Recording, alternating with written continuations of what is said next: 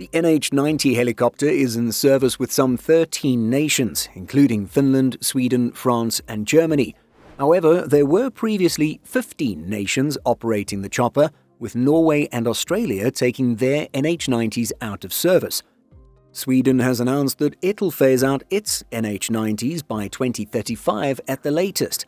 So what are the problems with this machine? We take a look back at these cases for today's video.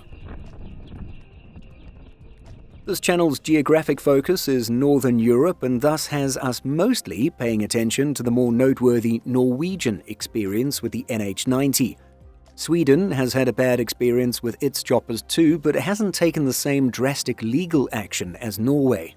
The helicopter has perhaps had the most serious issues on the other side of the world, down under in Australia, and so we'll touch on that as well. So what were all these issues? Well, starting with Norway, back in 2001, the country ordered 14 NH90 helicopters through the NATO Helicopter Management Agency at a cost of around 5 billion Norwegian kroner, approximately 500 million euros at the time. Deliveries were planned to take place between 2005 and 2008, but due to problems with the program, first delivery would only take place more than half a decade later in 2011. As explained by Aerotime, these helicopters are built by NH Industries, a consortium of Airbus helicopters, Leonardo of Italy and Fokker of the Netherlands. Their intended purpose with the Norwegian military: anti-submarine warfare, search and rescue, and Coast Guard missions, all coastal/maritime activities. Unfortunately, the helicopter would run into problems, with the Norwegians finding out that the choppers were not providing the required flight hours to meet their intended roles. In a 2018 report, the Norwegian Chief of Defence had identified that Norwegian NH90 helicopters could only provide the flight hours agreed upon in their operational contract if, quote, good spare parts availability, enough maintenance frames, and large enough maintenance organisation were secured. In saying this, it sounds like the NH90s lacked the necessary logistical support in terms of available components. Gro Jare, director of Forsvarsmateriell, Norway's defence procurement agency, had this to say about the military's situation. We have made several attempts to resolve the problems related to the NH90 in cooperation with NHI, but more than 20 years after the contract was signed, we still do not have helicopters capable of carrying out the missions for which they were purchased. And so in 2022, Norway made the dramatic and serious decision of cancelling its contract for NH90 helicopters, announcing the immediate and permanent grounding of its entire fleet. Norway also demanded the return of the hundreds of millions of euros it paid NH Industries for the 13 helicopters in its fleet, in addition to interest and other expenses. Reporting from the War Zone highlights that 13 of the 14 NH90s on order were delivered, but only 8 arrived in a fully operational configuration. It was detailed that where the fleet was required to fly 3,900 hours a year, it averaged just 700 annually. Reuters gives slightly different numbers, reporting that by the time the contract was cancelled in 2022, Norway was on average getting 100 flight hours per year out of its NH90 helicopters, compared with a target of 400 per year. Despite this discrepancy, and you get the general point, the helicopters were flying far less than Norway had planned. Then Defence Minister Bjørn Arild Gram was quoted saying, "No matter how many hours our technicians work or how many parts we order, it will never be possible to make the NH90s compatible with the requirements of our armed forces." Things would go quiet for some time as mediation and negotiations took place. However, in late 2025, Norway announced that it would be taking legal action against NH Industries following failed talks. Oslo demanded more than 2.5 billion euros compensation, worth 6 times the original contract value, and said to be one of the largest claims ever lodged against a European defence manufacturer. NHI's official response to news of legal action was that it was quote-unquote extremely disappointed and argued it did not receive an opportunity to quote discuss the latest proposal made to improve the availability of the NH90 in Norway and to address the specific Norwegian requirements. A few weeks later, Norway would announce that the parties had reached a settlement, one that would effectively conclude all court proceedings.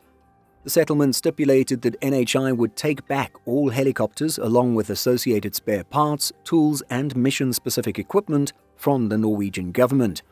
NH Industries would assume full control over the recovered assets and reintegrate them within the NH90 program, making in-demand parts and equipment available to other users of the NH90. NHI agreed to pay the Norwegian government an agreed cash amount of €305 million, in addition to amounts previously paid pursuant to bank guarantees amounting to approximately €70 million. To compensate for its loss of capability through the NH90 saga, Norway would go on to sign a deal with US manufacturer Sikorsky, a Lockheed Martin subsidiary, for 9 NH60W helicopters with a contract value of roughly €2.5 billion.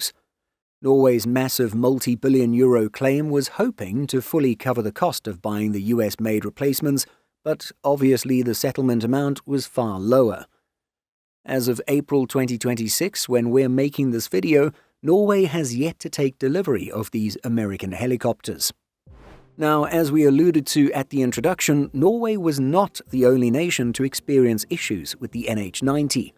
Indeed, in December 2021, Australia announced it would procure around 40 UH-60M Blackhawks to replace the Army's 41 NH90s. The Royal Australian Navy also sought to phase out its 6 NH90s in favour of 12 Sikorsky MH-60R Seahawks. The Aussies have different designations for these helicopters, but we're keeping it simple here and calling them all NH90s. Just like Norway, Australia cited low availability rates and high maintenance costs, although Aussie forces appear to have had even worse experiences than the Norwegians. Indeed, Australia's Defence Forces had an unfortunate experience during Exercise Talisman Sabre 2023, where the naval variant of the NH90 fatally crashed, while another one of these helicopters had to be ditched into coastal waters during a routine counter-terrorism training exercise that same year. Now, when it comes to the fatal crash, we have to make it absolutely clear that investigators found no fault with the helicopter and that the cause of the tragedy was, quote, unrecognized loss of spatial orientation. And then, with regards to the other 2023 incident, ABC News Australia says that witnesses heard a, quote, big flash, a big bang and a bit of fire on top of the chopper before the helicopter ditched. The cause of this incident was revealed to be an engine failure, although Asia Pacific Defense reporter notes that human error was a factor in the aircraft's ditching. Before either investigation had revealed causes and factors, the helicopter in Australian service had already developed a bad reputation, and so it was natural for the media and public to be suspicious of the machine, fairly or unfairly. The incidents followed suspended flying operations in June 2021 after issues were found relating to the aircraft's IT support system, as well as a tail rotor vibration problem identified back in 2019. Australian defence news site ADM notes that the Aussies made an effort to sell its helicopters before ultimately scrapping them due to a lack of interest.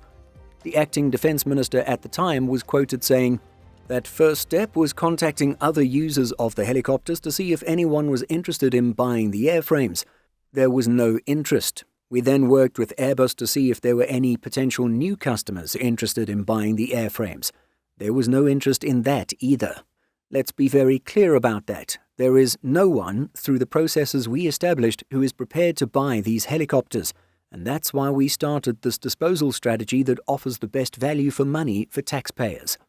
When asked why not freeze the disposal strategy until a willing buyer came forward, the minister declared, "There are no willing buyers." Ukraine would eventually come forward requesting the helicopters, but this came too late after they had been dismantled.